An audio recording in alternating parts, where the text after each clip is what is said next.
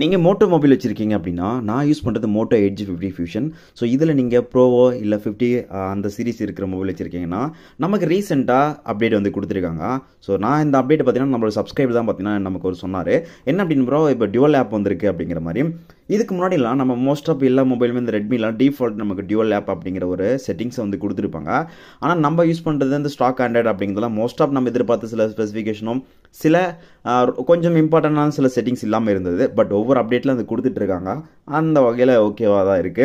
So இப்போ பார்த்தீங்கன்னா, நம்மளுடைய மொபைல்ல நீங்க டுவல் ஆப்பை யூஸ் பண்ணிக்க முடியும். அதாவது நீங்க 2 வாட்ஸ்அப்போ இல்ல 2 டெலகிராம் ஏன்னா அது 2 ஆப்ஷன் மட்டும் தான் இப்போதைக்கு குடுத்துருக்காங்க. நீங்க டெலகிராம் 2 அக்கவுண்ட் யூஸ் பண்ணிக்கலாம். 2 வாட்ஸ்அப் யூஸ் பண்ணிக்கலாம். மத்த எந்த ஒரு ஆப்பும் நம்மளால வந்து கிரியேட் பண்ணிக்க முடியல.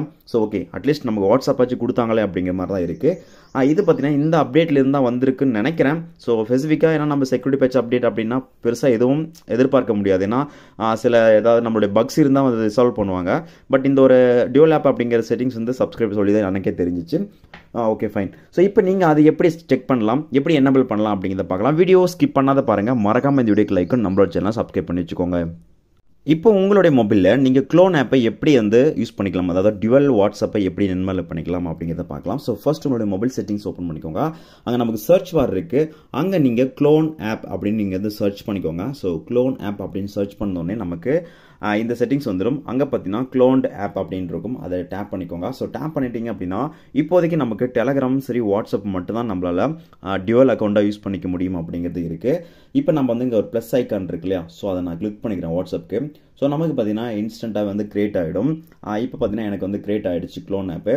இதை நான் எப்படி செக் பண்ணலாம் அப்படின்னா, ஜஸ்ட் நம்மளுடைய மொபைலே செக் பண்ணணும் அப்படிங்கிற பட்சத்தில் நமக்கு அந்த க்ளோன் ஆப் அப்படிங்கிறது வந்து கிரியேட் ஆகிருக்கும்.